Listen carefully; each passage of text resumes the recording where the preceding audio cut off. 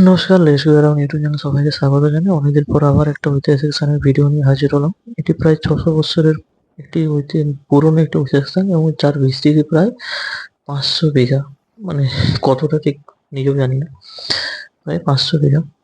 এবং বৃষ্টি হচ্ছে দেখতেই পাচ্ছেন, তাই রাস্তার ভিডিও দিতে পারছি না। যেটুকু পেরেছি রাস্তা দিয়েছি আপনাদের জন্য। তো পরে আমি বলে দেবো কিভাবে এই জায়গায় যেতে বা যাবেন বা আসবেন। তো এই জায়গাটার নাম কেশপুর। এবার কেশপুর বলতে বুঝতেই পারছেন আমরা কোথায় যাচ্ছি। হ্যাঁ, আমরা নাড়াজল রাজবাড়িতেই যাচ্ছি। এবং সামনেই একটি আছে কেশপুরে কালী মন্দির আছে, খুব সুন্দর, সেটাও দেখতে পাবেন। তো যে রাজবাড়ি যাচ্ছি সেই রাজবাড়ির সাথে সাহিত্য, এই কালী মন্দিরের কথাই বলছিলাম তো। হ্যাঁ, যে রাজবাড়ি যাচ্ছি সেই রাজবাড়ির সাথে সাহিত্য, ইতিহাস এবং স্বাধীনতা একটাই খুব সুন্দর মেলবন্ধন আছে। সাহিত্যর দিক থেকে রবীন্দ্রনাথ এখানে এসেছেন এবং ঈশ্বরচন্দ্র বিদ্যাসাগরের স্থান। তো এবার আমরা ডান দিকে রাস্তা নেবো। তো আমরা ডান দিকে রাস্তা নিলেই আমরা পৌঁছে যাবো নারায়ণ রাজবাড়ি। মানে নারায়ণ রাজবাড়ি পৌঁছাবো না, নারায়ণ রাজবাড়ি যে যাওয়ার যে রাস্তা সেটাই যাবো। হ্যাঁ, যেটা বলছিলাম।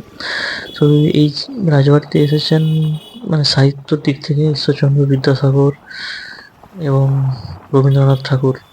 বিশ্বকবি সে তার পদধূলি পড়েছে। এবং স্বাধীনতার দিক থেকে দেখতে গেলে এখানে নেতাজি সুভাষচন্দ্র বোস, মহাত্মা গান্ধী, জওহরলাল নেহেরু, মতিলাল নেহেরু এবং ক্ষুদিরাম বসুর বাবা এখানে আস্কারি ছিলেন। আস্কারি বলতে আস্কারি না, এখানকার এই রাজবাড়ি যে ট্রাস্ট সেটার ম্যানেজার ছিলেন।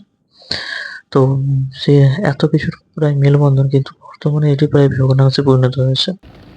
তো আমার নানাজল রাস্তায় আবার বৃষ্টি পড়েছিল তাই পুরোটা ভিডিও করতে পারিনি। তো আমরা নারাজল পৌঁছে গেলাম। এবার এই যে সামনে যে একটা বাসটা বেরিয়ে আমরা একটা বাম দিকে একটা রাস্তা আছে, সেটা বাঁকে নিয়ে প্রায় রাজবাড়ি যাওয়ার যে রাস্তা সেটায় পৌঁছে যাবো। এই সামনের বাসটার বাঁ দিকে নিলেই দেখতে পাবেন। এবং এটা গেলেই রাজবাড়ির যে সমস্ত মানে রাজবাড়ি তো নেই, রাজপরিবারের যেসব মন্দিরগুলো আছে সেটা দেখতে পাবেন। এবং আসার সময় আমাদেরকে রাজবাড়ির যে রথ, মানে রামনবমীর দিন এখানে রথ বেরোয়, সেই রথের ভিডিওটাও মানে আপনারা দেখতে পাবেন। এই জন্য এই মন্দির, এটা হচ্ছে মদনমোহন মন্দির। এর রথ বেরোয় রামনবমীর দিন এবং সুবিশাল রথ আমাদেরকে আসার সময় দেখবে। এবং এগুলি সব শিব মন্দির। তো প্রথমে আমরা যাবো রাজবাড়ির বা রাজ পরিবারের হাওয়া মহলে। এই হাওয়া মহলে কিন্তু নেতাজি সুভাষচন্দ্র বসু থেকে শুরু করে সমস্ত যাদের নাম বলেছিলাম ভিডিওর শুরুতে, তারা সবাই এসে উপস্থিত হয়েছিলেন। এবং বুঝতেই পারছেন সেই অবস্থা এখন কেমন। 500 বিঘা জায়গা জুড়ে জড়িত, কিন্তু তার বর্তমান অবস্থা খুবই খারাপ। এই পৌঁছে গেলাম এই হাওয়া মহল। তো এই হাওয়া মহলের সামনের দিকে একটা রাস্তা আছে, যেটা বাঁ দিকে। ওখানে গেলে কিন্তু একটা কলেজ আছে, রাজ কলেজ, যেটা প্রায় 1552 না সালটা মনে পড়ছে না আমার, 1966 সালে, সরি 1966 সালে করে এটা আছে হাওয়া মহল। এবং সামনের দিকেই আছে পুকুর এবং গরুরের গরুই মনে হয়, হ্যাঁ, গরুরের স্থান। দেখতেই পাচ্ছেন ভাঙা ভাঙা, প্রায় কোনো সংরক্ষণ নেই, তাই অবস্থা যা হওয়ার হয়েছে। কিছু করার নেই, এটা আমাদের স্ট্যাচু, আমরা সংরক্ষণ করে রাখতে পারিনি, সেই জন্য হয়েছে। তো আমরা পৌঁছে গেলাম রাজবাড়ির রাস্তায়। রাজবাড়ি না, এটা রাজ কলেজ। তো এবার আপনাদেরকে বলে দিই এখানে আসবেন কীভাবে। তো মেদিনীপুর থেকে বা যারা কলকাতা থেকে আসবেন তারাও বিভিন্ন ট্রেনে আসতে পারেন, বাসে আসতে পারেন। বাসে এলে আপনাদেরকে পাঁশকুড়াতে নামতে হবে। পাঁশকুড়া থেকে ঘাটালগামী যে কোনো বাসে ঘাটালে নামবেন এবং ঘাটাল থেকে নাড়াজোল লাইনের বাসে চেপে চলে আসতে পারবেন খুব ইজিলি। এবং আরেকটা, যারা মেদিনীপুর থেকে আসতে পারবেন তারা মেদিনীপুরে বাসে মেদিনীপুরে কেশপুর দিয়ে ভায়া নাড়াজোল বা দাসপুর, যে সমস্ত ঘাটালগামী বাস আছে তাদের সাথে চাপবেন, আপনারা পৌঁছে যেতে পারবেন খুবই ইজি। বাইকে তো রাস্তা আমরা ইজি, ধর্মা থেকে সোজা চলে গেলে কেশপুর থেকে আপনাদেরকে বললাম যে সোজা না গিয়ে ডান দিকে সোজা বাঁক নিলেই পৌঁছে যাবেন। এই সামনে যে কাছারি বাড়ি দেখতে পাচ্ছেন ওটা কিন্তু কাছারি বাড়ি, এবং ওটা ছিল আপনার প্রথমে যখন কলেজটা চালু ছিল তখন একটা ক্যান্টিন হিসেবে ব্যবহৃত করতো। এবং এই কাছারি বাড়ির সামনেই আছে এনের খান, রাজা নরেন্দ্রলাল খান, যেটা তার মায়ের নিস্তারিণী দেবীর প্রতিষ্ঠিত শিব মন্দির।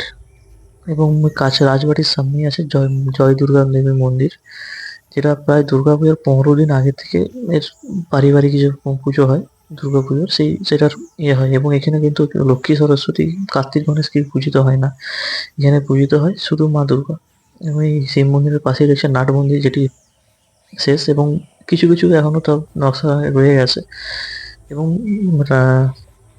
নাট মন্দিরের সামনেই আরেকটু দেখতে গেলে দেখতে পাবেন এই যেটা, এটা হচ্ছে আপনার দুর্গা দালান। এখানে দুর্গাপুজো হতো, এবং সাহিত্যিক ডেভিড ম্যাকসেনের ইয়েতে এখানে কিন্তু উল্লেখ আছে যে এটা খুবই সুন্দর, এটা রাজবাড়ির রাজপরিবারের যে রাজবাড়ি তার মূল স্থান, এবং তার সামনেই আছে জয় দুর্গা মন্দির। তো দেখুন না আপনারা মন্দিরের স্থানটা, এবং মন্দিরের ভিডিওর শেষে আমরা রথ এবং রাস্তায় আস্তে আস্তে একটা খুব সুন্দর মন্দির দেখেছিলাম, মনে হয় জয় দুর্গা মন্দিরই, সেটার ভিডিও আপনি লাস্টে দেখতে পেয়ে যাবেন। তো ভিডিওটা লাইক করবেন, শেয়ার করবেন, সাবস্ক্রাইব করবেন, এবং যদি কিছু আমরা কি ভুল করেছি, নতুন নতুন শুরু করেছি, ভুল হতেই পারে, সেই ভুলের কিভাবে ঠিক করা যায় সেটার অবশ্যই আপনারা জানাবেন কমেন্টের মাধ্যমে। হুম, এই রথের কথা বলেছিলাম, এই রথটা দেখে নিন।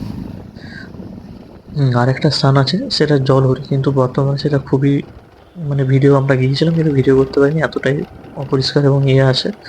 তো স্থানীয় প্রশাসনকে বলবো যখন জলহরিটা, এবং এটা এত সুন্দর জলহরি স্থানটা, যেটা বর্তমানে বুঝতেই পারছেন না রক্ষণাবেক্ষণের না হওয়ার ফলে ভগ্নাংশে পরিণত হয়েছে। খারাপ। তো গুড বাই, টাটা।